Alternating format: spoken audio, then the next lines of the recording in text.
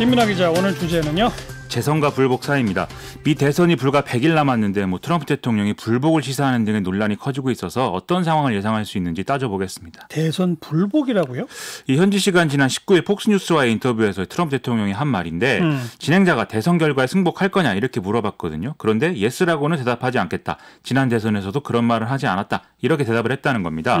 그 진행자가 다양한 방법으로 여러 번에 걸쳐서 물어봤는데 비슷한 답변을 계속 했는데요.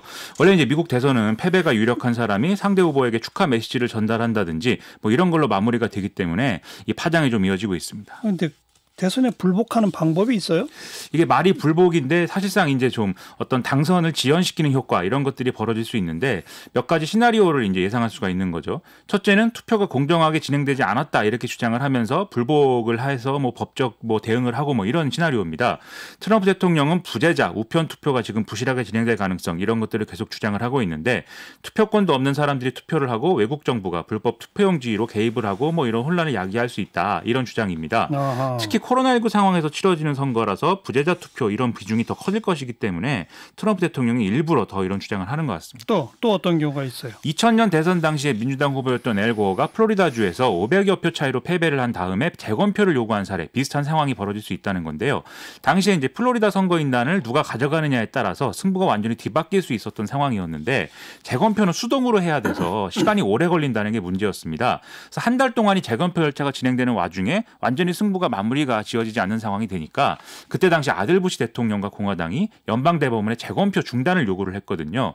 당시에 보수적이었던 대법원이 이것을 수용을 하면서 주 법원과 연방 대법원 사이의 갈등으로 비화될 가능성이 생겼던 겁니다. 네. 결국 이렇게 되니까 엘 고어가 법적 대응을 포기를 했는데 트럼프의 경우에 엘 고어가 같은 선택을 과연 하겠느냐 이게 이제 의문이다 이런 우려가 있는 거죠. 그러니까 트럼프 대통령이 아슬아슬하게 치면 이런 카드를 쓸 수 있다?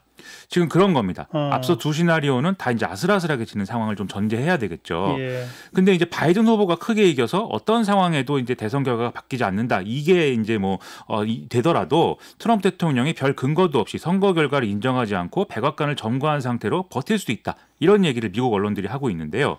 그래서 설마 그렇게까지요? 그렇죠. 그래서 아무리 트럼프라도 이렇게까지 하기는 어렵지 않을까 하는데 또 혹시 또 트럼프라면 모른다라는 생각이기 때문에 예. 바이든 후보 같은 경우에는 그런 경우엔 군이 트럼프 대통령을 에스코트를 해서 꺼내오지 않겠느냐 이렇게 얘기를 하기도 했습니다. 지금 여론조사상 차이가 크죠? 거의 모든 여론조사에서 한 10% 내외로 트럼프 대통령이 지는 걸로 나타나고 있는데 다만 미국 대선은 주별 선거인단을 누가 더 많이 확보하느냐 이게 이제 관건이기 때문에 이른바 경합주에서의 승부가 거의 전부다 이렇게 볼 수가 있겠습니다. 그런데 트럼프에게 유리한 이른바 러스트벨트 경합주에서도 바이든 후보가 지금 앞서가는 걸로 나오거든요. 따라서 트럼프 대통령 입장에서는 최소한 지난 대선에서 자신을 지지했던 지지층 복구에 나설 수밖에 없는 그런 상황입니다. 그걸 위해서 지금 코로나19 대응하고 중국 카드를 꺼내고 있는 거죠. 코로나19 대응 그래서 마스크를 쓰는 거죠 이제는. 그렇죠. 그동안은 좀 코로나19의 어떤 영향을 축소 평가하고 또 강한 모습을 과시하기 위해서 마스크 착용을 거부하는 이런 모습이었는데 마스크 착용을 독려하면서 의료기관을 방문했을 때는 직접 마스크를 착용한 모습을 노출하는 등의 변화가 지금 나타나고 있습니다. 이거는 아무래도 코로나19가 쉽게 종식이 안 되니까 이것에 의한 경제적으로 부정적인 영향이 커지고 있는 상황에서 그렇죠. 지금까지의 태도가 핵심 지지층까지 등을 돌리는 요인이 되고 있다. 이 판단을 했기 때문이다. 이런 분석입니다. 그다음 중국 카드가 지금 영사관 폐쇄하고 그거죠. 그렇죠. 중국이 스파이 행위 등으로 지적재산권을 침해했다. 이런 주장 등으로 지금 텍사스 휴스턴의 총영사관 폐쇄를 미국 정부가 통보했다. 그래서 실제로 이제 폐쇄가 됐는데 중국은 여기에 대해서 이 중국 내 청두에 미국 총영사관을 폐쇄하는 걸로 대응을 하고 있죠. 그리고 미국 정부는 안보상의 위협을 이유로 중국 업체가 개발한 동영상 기반의 소셜 미디어인 틱톡의 사용 금지 가능성 이런 것들까지 시사를 하고 있는데요.